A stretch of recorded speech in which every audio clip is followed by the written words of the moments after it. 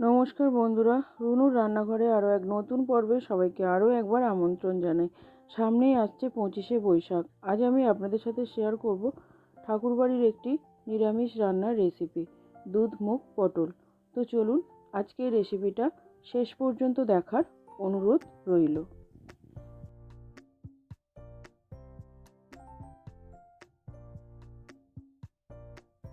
প্রথমে আমি গ্যাসে কড়া চাপিয়ে দিয়েছি। এবার আমি নিয়েছি পরিমাণ মতো মুগ ডাল। এখানে আমি প্রায় হাফ কাপ পরিমাণ মুগ ডাল নিয়েছি।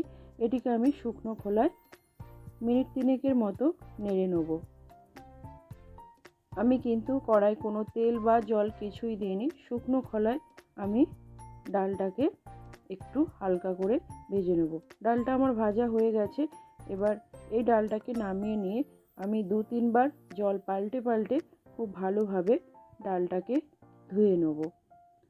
আবারও কড়াটা গ্যাসে চাপিয়ে দিয়েছি। এবার আমি এর মধ্যে দিয়ে দেবো প্রায় 2 বাটি পরিমাণ জল।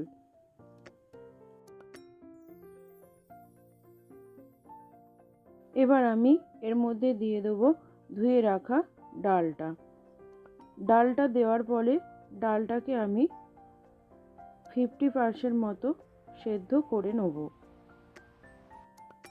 দেখুন ডালটা আমার খুব ভালোভাবে মোটামুটি ফুটে উঠেছে।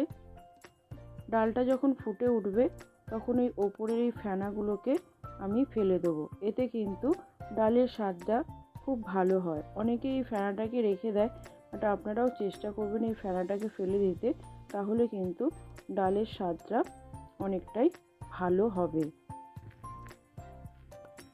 এটা কিন্তু ঠাকুরবাড়ির বইতে লেখা ছিল না, আমি এইভাবে ডালটা রান্না করি, তাই আমি ফেনাটাকে ফেলে দিলাম। এদিকে আমি একটা মশলা বানিয়ে নেব। একটা বাটিতে নিয়েছি 1 ইঞ্চি মতো আদা, 3টে কাঁচা লঙ্কা ও 1 টিস্পুন জিরে। এটাকে আমি শিলনোড়ায় পেস্ট বানিয়ে নেব। ডালটা আমার মোটামুটি 50% সেদ্ধ হয়ে গেছে। হাত দিয়ে যখন এরকম ম্যাশ হয়ে যাবে তখন বুঝতে হবে ডালটা মোটামুটি অর্ধেক সেদ্ধ হয়ে গেছে। তখন আমি এর মধ্যে দিয়ে দিলাম 3টে চেরা কাঁচা লঙ্কা, আর দেবো 2টো পটল, যেটা আমি একটু করে খোসা ছাড়িয়ে রেখেছি, মাঝখান থেকে 2 ফালি করে কেটে রেখেছি, সেটা আমি এর মধ্যে দিয়ে দেবো। এইভাবেই কিন্তু পটলটা দিতে হবে। পটলটাকে কোনো ভাজা যাবে না। রান্নার বইয়ে কিন্তু এইভাবেই দেওয়ার কথা বলা আছে। দিয়ে দিলাম আরও একটু জল, পটলটা সেদ্ধ হবে তাই, আর ডালটাও কিন্তু এখনও 50% সেদ্ধ হবে, সেই পরিমাণে আমি জলটাও দিলাম। খুব ভালোভাবে আমি ডাল আর পটলটাকে সেদ্ধ করে নেব।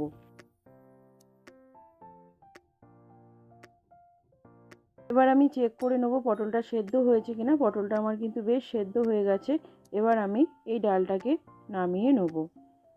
ডালটা নামিয়ে রেখে কড়াটাকে খুব ভালোভাবে ধুয়ে আবারও গ্যাসে চাপিয়ে দিয়েছি 1 টিস্পুন পরিমাণ সাদা তেল।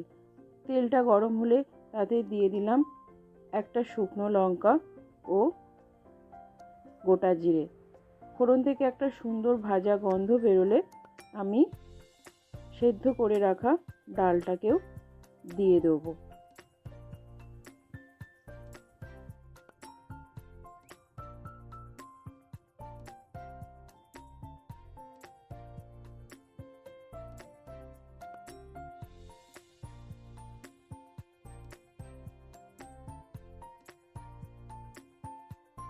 এই পর্যায়ে আমি দিয়ে দেবো এর মধ্যে বেটে রাখা মশলাটা। আমি যে আদা, জিরে আর কাঁচা লঙ্কার পেস্টটা বানিয়ে রেখেছিলাম সেটা আমি এর মধ্যে দিয়ে দিলাম।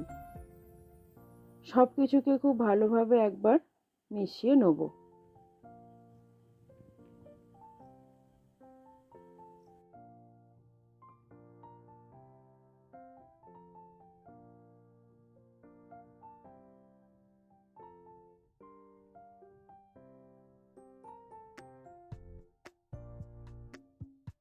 এবার আমি এর মধ্যে দিয়ে দেবো হাফ কাপ পরিমাণ দুধ। এখানে আমি গরুর দুধকে জাল দিয়ে ঠান্ডা করে রেখেছিলাম, সেটা আমি এর মধ্যে দিয়ে দিলাম।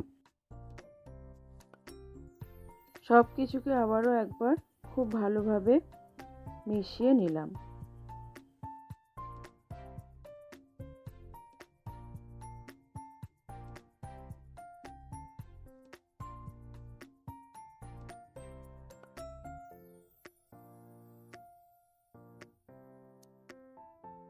ডালটা আমার ফুটে উঠেছে। এবার আমি এর মধ্যে দিয়ে দেবো 1/2 টিস্পুন পরিমাণ চিনি। যেহেতু নিরামিষ রান্না, অবশ্যই চিনিটা ব্যবহার করবেন, তাতে স্বাদ কিন্তু ভালো হবে।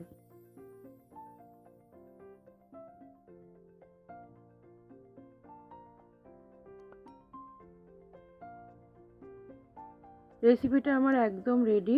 নামানোর আগে আমি এর মধ্যে দিয়ে দেবো 1 টিস্পুন পরিমাণ ঘি। ভীষণ অথেন্টিক একটি রান্না, খেতে ভীষণই সুস্বাদু হয়। বাড়িতে অবশ্যই এইভাবে একবার ট্রাই করুন। আর কমেন্ট বক্সে কমেন্ট করে জানাতে ভুলবেন না আজকের রেসিপি আপনাদের কেমন লেগেছে।